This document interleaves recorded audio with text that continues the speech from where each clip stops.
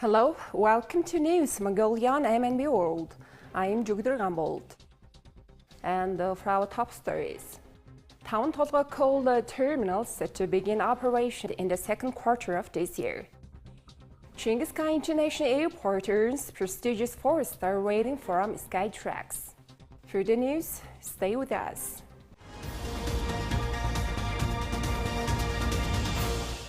The Town Tolga coal terminal, a logistics center with an impressive annual capacity of loading 20 million tons of coal for railroad transport, is scheduled to be commissioned in the second quarter of this year.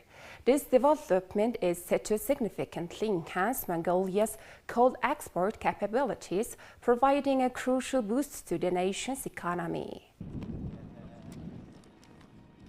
The terminal will facilitate the loading of raw coal mined from the west and east tank mines, which are among the most productive coal mines in the Tawantalga region. The coal will be transported through the strategic Tawantalga-Qashan-Sukhat and Tawantalga-Zumbaying railway corridors, linking Mongolia to major coal markets. This is designed to operate with high efficiency and precision, and the coal terminal will be equipped with a primary crusher, belt conveyors, a stacker, reclaimers, and a train loadout facility.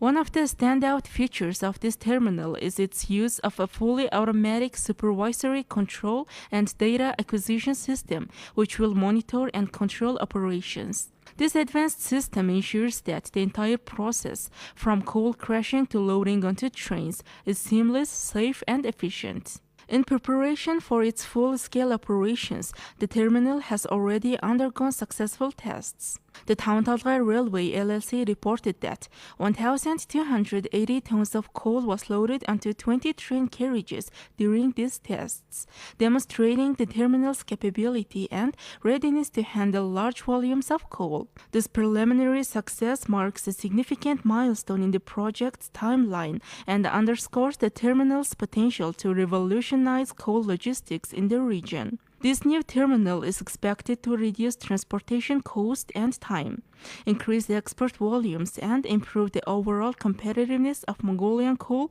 on the global market. On April 17th, Genghis Khan International Airport celebrated a significant achievement by receiving a prestigious 4-star airport rating during the Skytrax World Airport Awards ceremony held in Frankfurt, Germany. This week, the official certificate was presented during a special ceremony at the airport.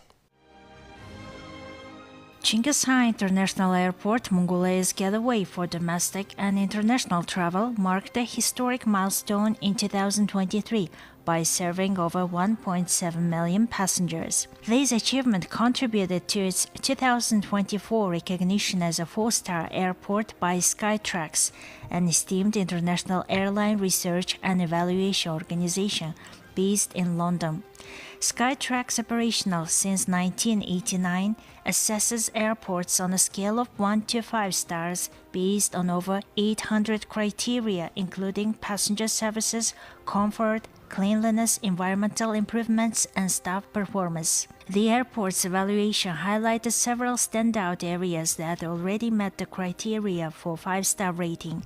These included border control, security screening, passenger waiting times, announcements, first aid services, AED equipment availability, overall comfort, ventilation, cleanliness, and restroom facilities. With only 22 airports holding a 4-star rating globally and 89 achieving 5 stars, Genghis Khan International Airport now ranks among the top 111 airports worldwide.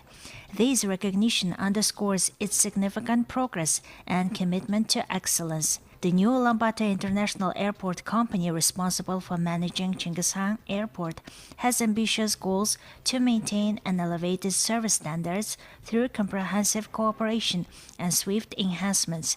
The airport's operations involve over 18 government and private sector organizations, including Border Control, Customs, Immigration, and the Civil Aviation Authority, and various commercial service offices. As of May 20th, Chinggis-Han International Airport hosts regular flights operated by 20 foreign and domestic airlines, connecting passengers to 23 international and 7 local destinations. Please take a look at current affairs of Mongolia. The event features a full marathon spanning 42 kilometers and 195 meters, along with half marathons covering a distance of 21 kilometers, 10 kilometers, 5 and 1.5 kilometers. Special Olympics categories for distances 0.8 kilometers and half kilometer will also be included. Notably, half of the registered participants are enrolled for distances of 10 kilometers or more, with participant numbers increasing annually. For the convenience of attendees and spectators, a food court will be set up during the Ulaanbaatar Marathon 2024, with catering opportunities available for individuals and restaurants through collaboration with Lemon Praise, as indicated by Senchurma, a press representative for the Haipei company. International interest in the marathon is evident, with participation requests already received from countries such as Kenya, Japan, Germany, Great Britain, France, and the Russian Federation, as well as online registrations from Australia, Austria, the USA, and England. Presently, 4,334 requests have been received, with 1,678 confirmation of online registration. Please take a look at currency exchange rates provided by the Central Bank of Mongolia.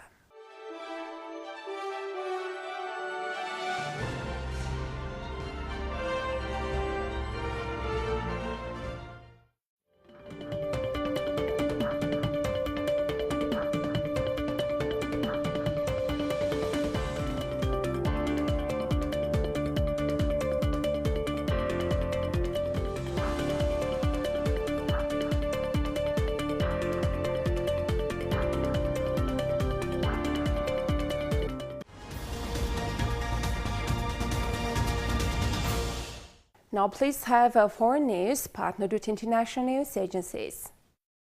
A Bangkok hospital says several of the more seriously injured people who were on the Singapore Airlines flight that hit severe turbulence will need spine surgery. Dr. Adenan Kitrana Paipal, director of Semitiv Sirinakarin Hospital, said it was too early to say if a patient would be permanently paralyzed.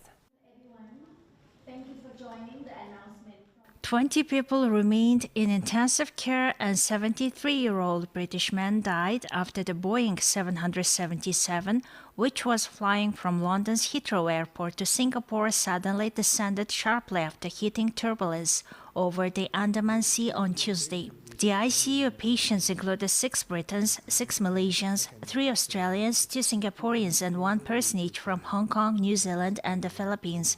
Passengers have described the sheer terror of the aircraft shattering, loose items flying, and injured people lying paralyzed on the floor of the plane. The turbulence sent the plane, which was carrying 211 passengers and 18 crew members, on 6,000 foot around 1,800-meter descent in about 3 minutes.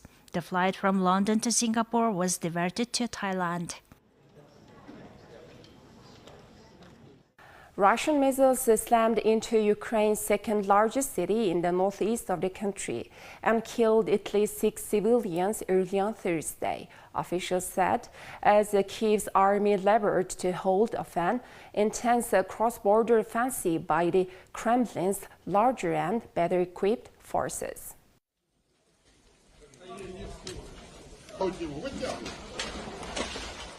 At least 16 people were injured as S-300 missiles struck the city of Kharkiv. Regional Governor Oleg Sinikhpudov said the sound of 15 explosions reverberated around the city of some 1 million people. Ukrainian President Vladimir Zelensky called the attack extremely cruel. He expressed renewed frustration at not getting enough air defense systems from the country's Western partners to prevent the barrages after more than 2 years of unrelenting war. The city of Kharkiv, which is the capital of the region of the same name, lies about 20 kilometers from the Russian border. Moscow's troops have in recent weeks captured villages in the area as part of a broad push, and analysts say they may be trying to get within artillery range of the city. In what is shaping up to be Ukraine's biggest test since Russia's full-scale invasion in February 2022, outnumbered and outgunned Ukrainian forces are being pressed at several points along the about 1,000-kilometer front line that sneaks from north to south along the eastern side of the country. With Ukraine short of air defenses and waiting for more Western military support that recently started trickling in, its army has been pushed backwards in places while Russia has pounded its power grid and civilian areas.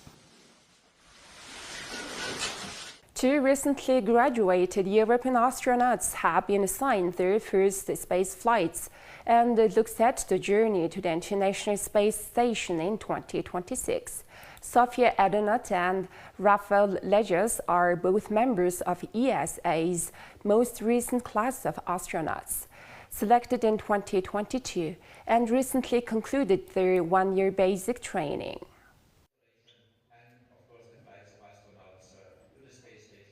French astronaut Sophie Adenot and Belgian-Luxembourgish astronaut Raphaël Lejoie look set to become the first two astronauts from the ESA astronaut class of 2022 to embark on long-duration missions to the International Space Station. Both look set to journey to the ISS in 2026, Adenot first, followed by Lejoie. Born in France in 1982, 41-year-old Adenot is an Air Force helicopter test pilot. It's incredible. I'm really lacking words to describe how happy I am. But yes, it's going to be a great adventure starting now. 2 years of a lot of intense training, a lot of modules to qualify, a lot of new scientific experiments to learn. And yes, it's going to be dense and intense, I know already, but I'm ready for that. Born in Belgium in 1988, 36-year-old Lejoie is a biomedical engineer and neuroscientist who has researched degenerative diseases of the nervous system. He also flies hot air balloons and gliders. I feel great. We just had the news of the assignments and I'm super excited. It's a new step in this incredible adventure. It comes a bit earlier than what I was expecting, to be honest, but no, it's great. Well, it does make a difference very concretely in the sense that I know that if everything goes as planned, I will be flying in 2026, full 2026. And concretely, that means moving to Houston and having a specific training there in Houston to prepare the mission. European Space Agency has negotiated with NASA for 3 places on future Artemis moon missions, although those places will likely go to the more senior astronauts, according to ESA Director General Joseph Aschbacher. The agency is also supplying the service model for the Orion crew capsule. ESA relies on NASA and others to get its astronauts to space. ESA says it intends all 5 of its recent astronaut graduates to embark on missions to the International Space Station by 2030. Another 12 were selected as reservists but were not sent for basic training. The White House hosted one of its grandest state dinner for Kenyan President William Ruto on Thursday night, featuring 2 quintessentially American music genres, gospel and country. President Joe Biden and First Lady Jill Biden greeted Ruto and his wife Rachel at the White House's North Portico. Guests arrived on a red carpet at the booksellers area of the White House, adorned with red roses and hot pink orchids, while a violent rendition of Toto's hit Africa played in the background. Among the invitees were actor Levar Burton, Star Trek: The Next Generation, NFL Commissioner Roger Goodell, former President Bill Clinton, former Secretary of State Hillary Clinton, and her former aide Huma Abedin. The dinner, held in Pavilion on the South Lawn, featured performances by country star Brad Paisley and the Howard University Gospel Choir from Washington. This marks the first White House state dinner for an African nation since 2008, with President Joe Biden expecting up to 500 guests. It is the sixth and largest state dinner of his administration. The event is part of the administration's initiative to strengthen ties with Africa. Although Biden missed his promise to visit the continent last year, he announced plans to visit in February, assuming he is re-elected, reflecting his confidence in the upcoming November election. State dinners are a crucial diplomatic tool reserved for America's top allies. This dinner comes at a sensitive time for U.S.-Africa relations, following a coup in Niger where the military government has demanded the withdrawal of U.S. troops and amid China and Russia's efforts to increase their influence in Africa. Now please have weather forecasts for the world's major cities.